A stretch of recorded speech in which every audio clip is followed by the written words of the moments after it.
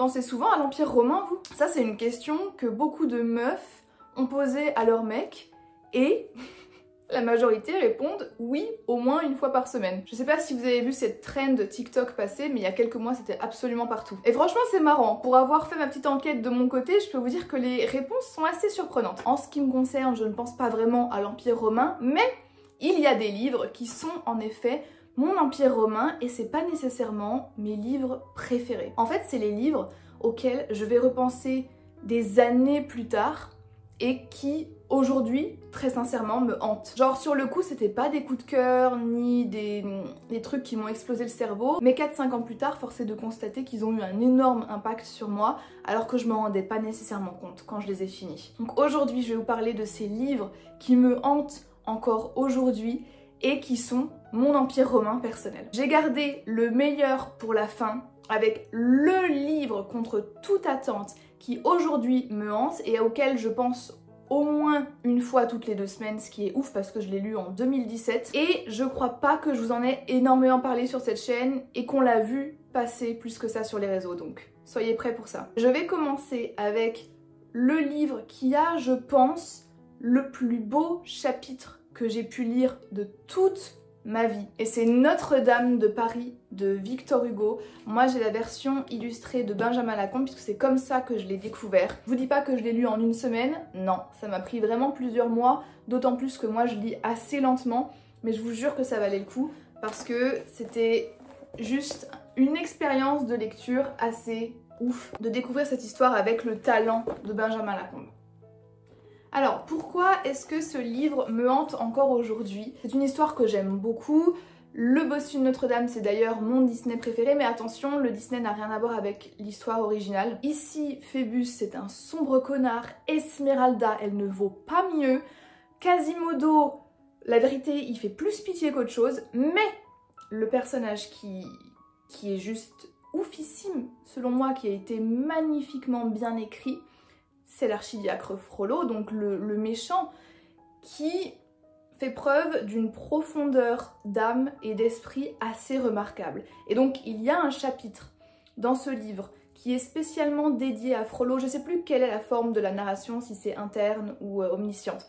Quoi qu'il en soit, on a accès à ses pensées les plus sombres et pour un homme d'église, c'est assez fascinant parce que c'est vrai que de base, les personnes qui travaillent dans les églises sont des personnes un peu mystérieuses, qui ont des figures d'autorité avec lesquelles on est très distante. Généralement, on n'a pas accès à l'intimité de ces gens-là, donc avoir justement un aperçu de ce que peut penser l'archidiacre, c'est quelque chose de très précieux. Mais là, étant donné qu'il est fasciné par Esmeralda, qu'il ressent des sentiments qu'il n'a jamais ressentis auparavant et qui sont fondamentalement en contradiction avec sa foi et avec ce en quoi il croit, et ceux autour duquel il a bâti sa vie, non, franchement, je ne me remettrai jamais de ce chapitre. Et j'y pense, alors peut-être pas une fois toutes les 2 semaines, mais franchement j'y pense très souvent.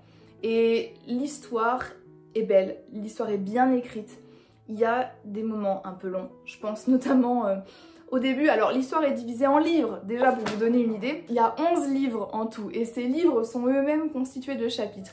Mais il y a des chapitres et des livres, je crois, entiers dédiés à l'architecture de Paris. Au pire, vous pouvez sauter ces passages parce que c'est pas nécessaire pour l'intrigue, mais sachez qu'ils sont là plutôt vers le début. Histoire incroyable, qui me hante encore aujourd'hui, et clairement un de mes livres préférés de tous les temps. D'ailleurs, je l'ai lu en 2017, donc pour vous dire à quel point ça m'a marqué. Un livre qui, cette fois-ci, a été lu en 2018, donc ça fait 6 ans.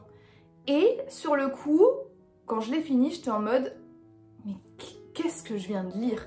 Déjà, le pitch de base est hyper chelou. Quand je vais vous en parler, vous allez vite comprendre pourquoi. Mais c'est original, c'est très marquant et je me demande si je vais pas lire la suite parce que c'est une saga et il s'agit de la saga des Ferrailleurs. Moi, j'ai juste lu le tome 1, qui est le château. Et c'est vrai que je n'ai jamais rien lu de pareil. Alors, ça fait un petit moment que je l'ai lu, mais en gros, ça se passe à Londres. Et l'histoire se déroule dans une déchetterie, en fait. On est avec une famille, les Ferrailleurs, je crois, et on va suivre le garçon de la famille qui s'appelle Claude. Et en fait, chaque membre de la famille hérite d'un objet. Et Claude, donc il hérite d'un objet, je sais même plus lequel c'est, et dans cette immense déchetterie dans laquelle il habite, eh bien, il a le pouvoir d'entendre les objets parler. Et depuis quelque temps, il y a des choses très mystérieuses qui se passent dans cette déchetterie, notamment des objets qui disparaissent, des mots qui ressurgissent de plus en plus dans la tête de Claude, et c'est très perturbant, et donc il va un peu partir à l'aventure dans cette déchetterie. Et au milieu de tout ce capharnaüm, il y a une jeune orpheline qui arrive, donc il y a une fille qui arrive un peu dans l'histoire. Bref, je ne peux pas me sortir cette histoire de la tête. Je suis marquée à vie par cette histoire. Parce qu'on est vraiment dans la saleté, les gars, on est dans la crasse. Mais on y est bien parce qu'on continue la lecture et on a envie d'en savoir plus. Je saurais pas vous dire pourquoi j'ai arrêté de lire la saga. Peut-être que je vais la continuer. Je me souviens pas très bien non plus de ce qui se passe à la fin du tome 1. Si, je viens de me rappeler. Oui, je crois que je viens de me rappeler. C'est pas un cliffhanger de ouf, mais il se passe un truc où tu te dis « Ah, il y a autre chose qui arrive ». Voilà, peut-être que je vais lire la suite. Si vous l'avez lu, n'hésitez pas à me le dire. Je sais que c'est une saga qui a beaucoup fait parler d'elle lorsqu'elle est sortie. En plus, on a des illustrations de la part de l'auteur. Et c'est vrai que c'est pas sans rappeler les illustrations de Benjamin Lacombe. Typiquement, on est sur une DA là, hein, les gars. De toute façon, vous commencez à me connaître hein, si vous regardez mes vidéos. Moi, c'est des choses que j'aime bien. Tout ce qui est macabre, glauque, qui fait peur. On ne peut pas dire que le garçon sur cette couverture soit un Don Juan. Mais ça me plaît. Ça m'intrigue, et si vous avez lu la suite, je serais hyper curieuse de savoir ce que vous en avez pensé, et si ça vaut le coup, n'hésitez pas à me dire. En 2021, j'ai lu un livre qui a été un énorme coup de cœur, et ça me fait juste bizarre de me dire que c'était en 2021, parce que j'ai l'impression que c'était Halloween dernier. Et c'est un livre dont j'ai pas entendu parler, j'étais simplement tombée dessus dans une librairie à la Nouvelle-Orléans. Il était affiché dans les nouveautés, et juste la couverture m'a soufflé parce que je l'ai trouvé sublime, donc je l'ai pas avec moi, il est à la Nouvelle-Orléans, mais il s'agit de Slewfoot, donc que j'ai lu dans le contexte d'Halloween. L'histoire se déroule dans la Nouvelle-Angleterre coloniale, on est dans un petit village de puritains, et on va suivre Abita qui vit avec son mari, et il possède, je crois, une propriété relativement intéressante. Le mari d'Abita va mourir dans des circonstances extrêmement curieuses, voire suspicieuses. Elle va se retrouver femme seule, possédant un bien, un peu en retrait du village, et donc très vite dans la Nouvelle-Angleterre puritaine, elle va avoir une réputation extrêmement mauvaise, déjà de 1, mais aussi hyper dangereuse pour sa survie. Dois-je vous rappeler les petits barbecues humains qui ont eu lieu à cette époque-là et qui visaient les femmes. Pour ne pas aider, Abita habite près d'une forêt. Bien sûr, il va se passer des choses très curieuses dans cette forêt, dans laquelle Abita va se rendre. J'ai adoré ce livre, j'ai mis très longtemps à le lire parce que je lisais très lentement à ce moment-là, mais ça a été une régalade. Là c'est clair qu'on est à fond dans l'ambiance sorcière de Salem, extrémisme religieux, et il y a des passages qui sont très violents puisqu'il est question de torture, de mort, donc soyez avertis. Et donc j'y pense très souvent pour dire que ça fait seulement 3 ans que je l'ai lu parce que c'était vraiment genre la lecture parfaite pour Halloween. Tous les ans, généralement, je me lance dans une lecture typique Halloween, et souvent, ce sont des livres dont je n'ai jamais entendu parler, qui n'ont pas de réputation sur les réseaux et vers lesquels je me tourne de manière instinctive. Il y a quelque part un discours féministe qui est assez intéressant. Et maintenant que j'y réfléchis, je pense que le chapeau sur la Garonne, vous m'avez comprise, c'est qu'il y a des illustrations dans ce livre. Et là encore, on repart sur des illustrations sombres, comme vous avez pu voir avec Les Ferrailleurs, ou avec Le Bossu de Notre-Dame, et avec ce qui va suivre aussi. L'auteur dessine, et il a fait d'autres histoires un peu glauques comme ça. Mais dans le livre, ça ajoute une énorme plus-value, c'est hyper immersif. Vous les voyez en fait, les personnages. C'était ouf, et j'y pense trop souvent parce que j'ai tellement envie de retrouver une lecture aussi immersive, aussi tranchante que celle-ci. Mais c'est difficile à trouver, en tout cas je vous la conseille si vous cherchez quelque chose d'un peu glauque, qui parle des sorcières de Salem, de cette ambiance puritaine, etc. Celui-ci vraiment il est excellent. On arrive bientôt à THE livre qui me hante, mais avant ça je vais vous parler d'un autre livre qui me hante. Il s'agit des Contes macabres de Edgar Allan Poe, illustrés par Benjamin Lacombe. Là, quand j'ai fait cette découverte là, c'était genre moi en un livre. C'est absolument tout ce que j'aime. Bon, je pense qu'encore une fois, vous pouvez voir que la couverture n'indique pas joie et bonne humeur, mais voilà, c'est genre ma vibe et c'est ce que j'aime, et ça a été pour moi le début d'une longue histoire d'amour avec Edgar Allan Poe, et je crois que je l'ai lu en 2017, je crois que je l'ai découvert en 2017. Il n'y a pas facile une semaine, en vrai, sans que je pense à Edgar Allan Poe, ou au fait que je devrais relire ses livres, ou en lire plus, etc. Et je sais qu'il y a des histoires qui n'ont pas plu, tout n'est pas bon hein, chez Edgar Allan Poe, tout n'est pas fascinant. Hein. D'ailleurs, Benjamin Lacombe a illustré 2 livres, donc il y a le Conte macabre 1, qui est celui-ci, qui est pour moi le meilleur, et il y a le 2. Dans le 2, franchement, il y a des trucs, c'est en mode ok tiers. Là, celui-là, pour moi, il n'y a rien qu'à acheter, hein, vraiment. Le livre est d'une beauté, les illustrations, oh là là, écoutez, c'est incroyable. Vous voyez un petit peu? En fait, pour moi, quand on lit ça, c'est la même sensation que entrer dans le train fantôme à Disneyland, genre. Voilà exactement le sentiment que ça me procure. Et j'adore ça. Voilà. C'est magnifiquement bien illustré. Je pense que c'est aussi le livre, ou un des livres, qui ont contribué à faire la renommée de Benjamin Lacombe, je pense.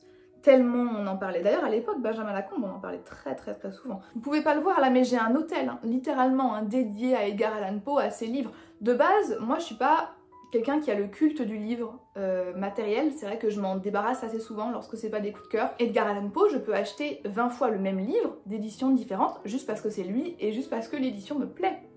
Pour vous dire à quel point j'adore cet auteur et j'adore ses histoires et j'adore ce qu'il instille dans ses histoires. Il y a une vraie réflexion. C'était quelqu'un qui souffrait profondément. C'est pas pour rien qu'il a été traduit par Baudelaire, les gars. Edgar Allan Poe avait un souci.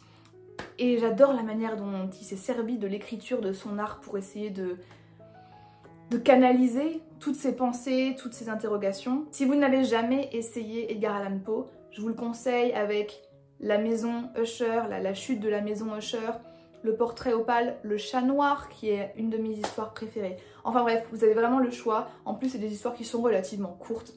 Donc, je vous les conseille grandement. On passe maintenant au livre auquel je pense le plus, peut-être à égalité avec Edgar Allan Poe, mais Edgar Allan Poe n'est pas un livre, n'est-ce pas, c'est un auteur. Je pense que c'est plus facile de penser souvent à un auteur qu'à un livre. Mais ce livre, au moins une fois par semaine. Je vous promets. Et quand je l'ai fini, j'étais en mode ouais, mais je pensais pas que ça allait me marquer autant. Je l'ai lu en 2017, ça fait maintenant 7 ans que le livre me hante toutes les semaines. Il s'agit de The Roanoke Girls, qui est écrit par Amy Engel. Vous voyez, je me souviens même de l'autrice. Hein. L'histoire se déroule au Kansas, dans une sorte de ville un peu reculée. Il fait extrêmement chaud, hein. Imaginez-vous quand même le Kansas. En été, fin été, enfin une ambiance très pesante. Et on est avec la famille Roanoke, qui est un véritable clan, puisque c'est une famille très riche qui est installée depuis plusieurs générations, qui possède une immense maison, un immense terrain, et il semblerait que tout leur réussit en fait à cette famille. Ils ont l'argent, ils ont la beauté, ils ont la santé, enfin tout va bien. Nous on suit la protagoniste, Lane, qui a 16 ans et qui va devoir aller vivre avec ses grands-parents dans cette immense résidence du Kansas à la suite du suicide de sa mère. Elle n'avait pas vraiment connaissance de l'existence de ses grands-parents et elle est un peu perdue et aussi fascinée d'arriver là-dedans parce que il y a vraiment une ambiance très bizarre qui plane sur cette famille puisque toutes les filles connaissent des fins tragiques. Sa mère qui s'est suicidée, mais aussi 10 ans plus tard, sa cousine qui est portée disparue. Et donc Lane va pas vraiment mener son enquête, mais juste en vivant avec ses grands-parents et en apprenant à connaître les gens de cette ville, elle va découvrir beaucoup de choses concernant cette famille. Donc on est en plein dans une histoire qui va mettre en jeu des secrets de famille, des rumeurs, de la violence, des abus. Et là-bas, Lane va découvrir une véritable noirceur qui englobe cette famille. Alors, à l'époque, j'avais pas capté que ça allait être un livre qui allait me marquer autant. Et en fait, je pense que ce qui m'a marqué, c'est l'ambiance, c'est la révélation aussi, parce que c'est choquant, en fait, ça reste choquant comme révélation, et J'ai envie de vous dire trigger warning, donc je vais vous dire trigger warning. Je peux pas vous dire quoi parce que si je vous dis quoi, je vous spoil. Donc faites très attention. À l'époque, on donnait pas de trigger warning, donc je crois pas que je vous l'ai dit, maintenant je vais vous le dire. Alors ce sera jamais à la hauteur de Betty, pour les personnes qui connaissent, mais on est quand même sur un truc un peu hardcore. Ça fait le charme de cette histoire, même si, en fait, je trouve que l'autrice arrive à vraiment bien build up le suspense. Ça c'est cool, c'est-à-dire que c'est pas une révélation énorme qui arrive à la fin.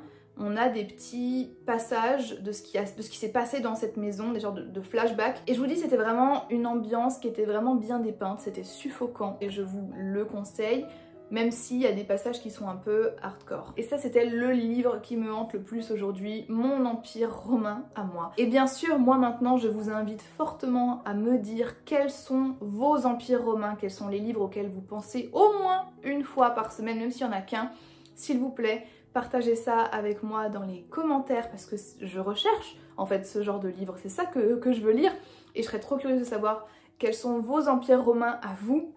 Merci d'avoir regardé cette vidéo, n'hésitez pas à me donner votre avis sur les livres que j'ai cités, me dire ce que vous en avez pensé ou si ça vous donne envie de les lire. Comme d'habitude, je lirai ça avec plaisir. Merci à toutes les personnes qui like, qui commentent, qui s'abonnent, ça me va toujours droit au cœur. Et moi je vous dis à très bientôt dans une prochaine vidéo. Bye bye.